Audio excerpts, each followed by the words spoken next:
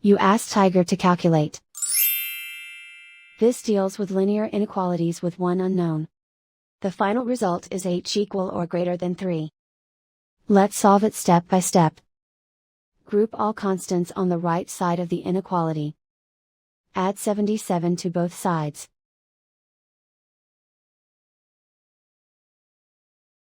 Group like terms.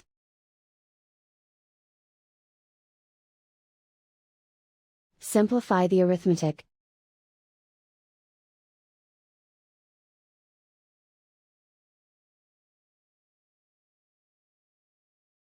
Isolate the h.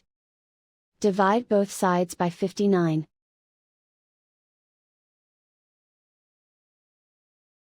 Simplify the fraction.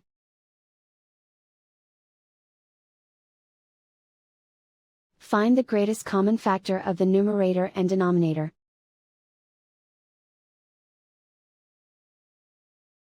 Factor out and cancel the greatest common factor.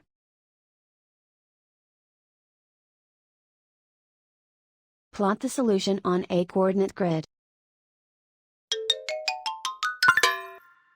And so the final result is h equal or greater than 3.